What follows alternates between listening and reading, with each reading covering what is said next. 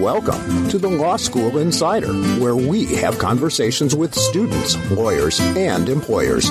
Succeeding in law school is something that you must prepare for, not only before you begin, but throughout your law school journey, and that's what this podcast is all about. I am your host, Dr. Christopher Lewis, and I will draw from my over 20 years of experience in the college admission field, as well as bring forth the experiences of others as we delve deeper into the issues. Hey everyone, welcome back to the Law School Insider. I'm your host, Dr. Christopher Lewis, and I'm so excited to be able to have you back again this week. This week we have Andrew Hudson, who is an assistant attorney general with the state of Michigan, and he is joining us live in studio to be able to talk to us about his journey and be able to talk about not only his journey into the role that he is in currently, but also some of the other experiences that led him to be in the role that he's in now, working with the state of Michigan. Working with a state government is definitely something that you can do with your law degree. So it's, as you know, it's always important for me to be able to share with you some of the pathways, some of the things that you can do to be able to prepare yourself well. So Andrew, thanks so much for joining us this week. Oh, you're welcome. Thanks for having me. You know, it is our pleasure having you on the show because I always love to be able to have people talk about their journey, kind of roll back the clock per se and be able to go back in time a little bit and look at the journey in law school, but also beyond. So to start off today, let's go back in time. Let's go back to the whole start of this. What was it about the law that drew you in and sustains you today? You know, it's funny. I loved watching true crime shows. I loved watching investigative shows. I loved watching forensics or any sort of law or legal drama. I loved reading about it. I loved history, politics. So much of what I enjoyed and was interested in should have suggested a career in the law to me to begin with, but for some reason I lacked the self-awareness to go with it. And I doubted that my personality was one that would lend itself to being an attorney. I had kind of a preconceived notion about attorneys being very aggressive and extraordinarily type A, and I just didn't consider myself to be that type of person. So I went into education, and I taught for a few years at the elementary level, and thinking that because I had been a good student, I would also be a good teacher. And I quickly learned that that was not the case at all. I just was not comfortable being an elementary teacher. I think I would have been much better teaching older students, but I really did struggle finding my role and trying to force my personality into the role of a classroom elementary school teacher it just didn't work. And I was very unhappy after 3 years of teaching and decided to look elsewhere.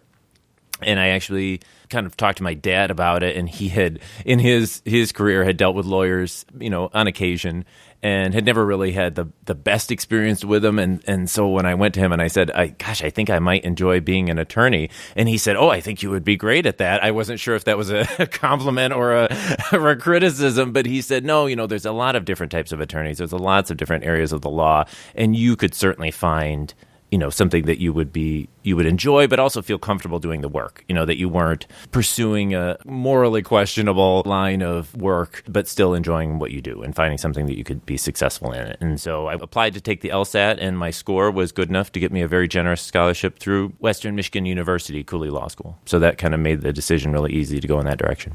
Well, I appreciate you sharing that. And I've heard before people talking about the shows that they used to watch, and even our current State Bar of Michigan president, Larry Nolan, talks about watching Perry Mason and loving Perry Mason. And oh yeah, so I definitely understand what you're saying there in that regard and being able to have those first steps. But it's always interesting for me to be able to hear the start, because you're not the only person that I've met that started with a education degree. I know other students that went through law school and came into law school with that teaching background. And actually, it's not a bad background to have, because as a lawyer, you are teaching. Very much so. Yep. And because of that, it is important to be able to educate the clients that you're with and be able to, and that's something that if you don't have that background, you have to learn it along the way too. Mm-hmm. So as you went into law school, you probably had some ideas of what lawyers do because you watched some TV. Sure. and you probably did some exploration as well. But as you go through law school, I know that a lot of times people's minds change, mm-hmm. and they think they want to do one thing going in, and by the end, they're in a completely different place. So when you started law school, where did you think you wanted to start versus where you ended? And what was it in that law school experience that helped you or made you change your mind? It's interesting. I am probably one of the few people who started with an idea of what I wanted to do and wound up pretty close to that area of the law. I wanted to be an assistant prosecutor. That's what really interested me. And I loved criminal law and I loved the investigative part of things. And so that was really what I was gearing everything towards as I went through law school. I did internships at the Eaton County Prosecutor's Office and the Berry County Prosecutor's Office. I took crim law, crim pro, and I did really well in both those classes. I did mock trial, had a lot of success. And so my focus never wavered too much, I would say. I didn't exclusively focus on criminal law. I did look at a lot of other things, but I kept coming back to wanting to be at least a public servant, in some capacity. I wanted to work in a state official's capacity. And so eventually securing the job with the AG's office really was pretty close to what I had wanted to begin with. And actually what I do now is even a better fit, I think, for me than being a criminal prosecutor would have been. Now, I know you mentioned going to Western Michigan University Cooley Law School. It sounds like you had some great experiences while you were there to prepare you for the role that you are in. Sometimes when you're looking at law schools, it's not always easy to determine what you're going to take out of it. Mm-hmm. Now, looking back at your law school experience, what would you say the law school that you decided to attend, Western Michigan University Cooley Law School, did for you to prepare you well for what you're doing today? I think WMU Cooley Law School offered a lot of opportunities, and because it was much larger than the typical law school, I was able to kind of develop my interests in a lot of different ways and my skills in a lot of different ways. So I was very much involved in mock trial. I did the first year competition. I did the evidence competition. I was on national team. I judged some competitions and really enjoyed that. And I appreciated that the professors were encouraging of that and that they too were involved in the competitions, judging and the like. As I said, I did the internship through Eaton County, which I had arranged. It was one that they had advertised, working in the economic crime unit for the prosecutor's office. In being part of mock trial and in taking the classes, we were always encouraged to go and watch trials in the area. And with WMU Cooley Law School in Lansing being so close to the Veterans Memorial Courthouse just down the street, I went and watched trials on a couple of occasions. That really cemented the idea that I wanted to be, again, a public servant, someone in a prosecutorial role. Now, one of the things that I always love to be able to do when I have people either in studio or just talk to them is talk to them about the experience of law school, but also talk to them about if they could go back and if they could do anything different that would prepare them better for success now, what would it be? And would you change anything? And if you would, what would it be and why? Gosh, what would I change? I probably would have, and this is going to be somewhat in contrast to my previous answer, which is that I knew what I wanted to do at the beginning and didn't really waver much. I think I would have explored the dual degree options that WMU Cooley Law School had. I looked at them, but I didn't really seriously explore them. And part of me regrets doing that a little bit today, only because at the time, and I believe it's still the case, WMU Cooley Law School offered a dual degree partnerships with a couple of other universities to get like a master's degree in public administration or a degree in social work. And now knowing what I do, working in state government, I think an experience in public administration in terms of how does one interact with a government agency, how does the agency interact with the legislature, what are the best ways to advise a government agency, and what are the unique aspects of doing that that are different from advising a private client. I wish I would have explored that a little bit more, not only because I wound up doing that for a living, but also just because I think that's really interesting. I think the policy part of it is interesting, and I think I would have been good at it, and I would have enjoyed it. But at the end of 3 years of law school, the idea of extending it a little bit more, wasn't the most attractive option, but I think I wish I would have bared down and dug into that a little deeper. Now, thinking about what you do on a daily basis and in your role with the state of Michigan, what would you say is the piece of the job that you love most and that you love to come back to daily? part of what I do, and we have a lot of different roles in the division I'm in. I'm in the licensing and regulation division. So we advise various licensing boards for licensed professions. So the state licenses health professionals, but they also license occupational professionals such as accountants or builders, and they all have licensing boards, and those boards oversee the licensing but also the disciplinary process for the members of their professions.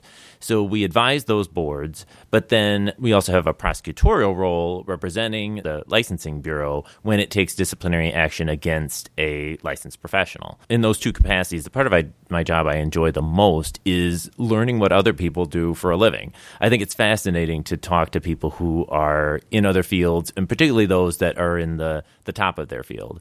And in interacting with the board members, interacting with expert witnesses, you get to find out what other professions do and what their standards are and what challenges they face. And I really enjoy that. I also enjoy working with law enforcement. I always did, having the internships in the prosecutor's office, and I still do that to some extent. A lot of my cases involve working in tandem with criminal authorities too. Now, in your role, it sounds like you just mentioned, that you have to do a lot of relationship building. And that's not always something that is taught in law school, but it's something that you need to learn while you're going through law school if you don't have that skill already, whether you call it a soft skill or some other aspect. But that being said, what did you do either in law school, beyond, to be able to help yourself to develop those skills, to be able to, and what could other people do to be able to develop those skills as well, because they're going to need to be able to do that no matter what. And that could be, you could call that networking, but it's also relationship building in regards to trying to get the work done.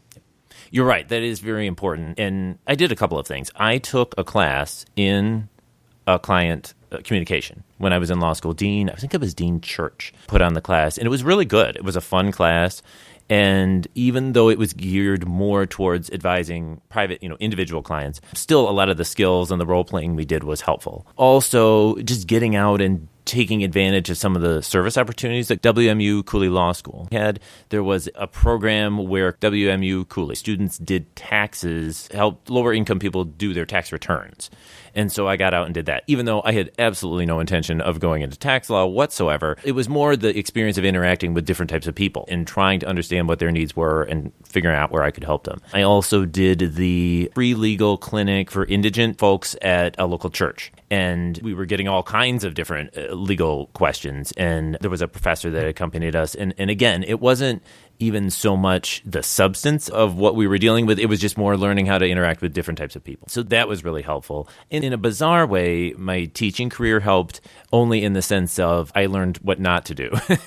I wasn't the best communicator at all with parents. I was great at the teaching part. I was not great at the soft skills, as you said, interacting with parents. And so I certainly made my share of mistakes on that front, and kind of learned what to do while I was in law school. I love that you shared that, because it's definitely a journey that you have to go on to be able to identify for yourself what you need to do, what you need to work on to be able to be successful in your career and as a lawyer. Before we end today, I always like to finish our interviews with giving you an opportunity to share one piece of advice that you'd like to give any other prospective students, current law students, people that are going into the profession that you wish you had received when you were a student. I had, I think, an advantage on a couple of fronts because I had been in education, and because I was a little older, that I really appreciated the opportunity to go to law school, I think, more than I would have had I just gone right from undergrad into law school. So I think probably having the appreciation for the opportunity would be one piece of advice. The other piece of advice was more academic, in the sense that because of the educational background, I knew about different learning styles, and I knew what mine was. And I could not sit in the library for an extended period of time. I would have either fallen asleep or I would have just gone stir crazy. And so I learned that the best way for me to learn was to take my outline or my note cards and pace around my apartment and read them aloud. I had to be moving in order to learn the material. And so walking around or walking at the gym or walking outside with my outline and reviewing it was absolutely the best way for me to learn. Not everybody can do that or would want to do that. I'm sure it drove my neighbors crazy, whoever lived around me or underneath me, to hear this person walking around their apartment for hours upon hours. But that was how I learned.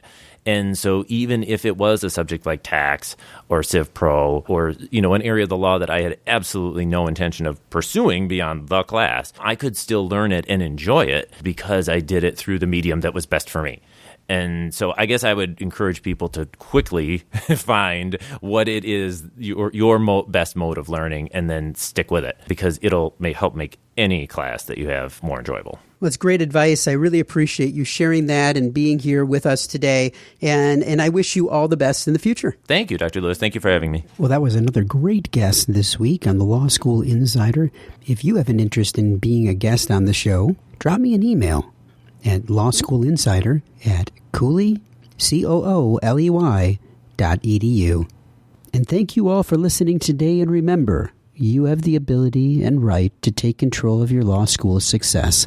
I hope you'll continue listening, creating a plan for success that will prepare you to achieve the dreams that you have set for yourself. Talk to you next time. Thanks for listening. You're on your way to being a law school insider. Please subscribe to stay connected and come back again next time as we speak to more students, lawyers, and employers.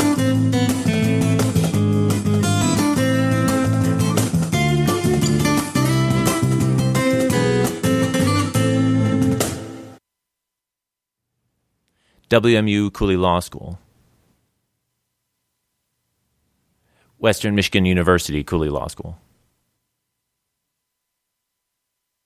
WMU Cooley. WMU Cooley.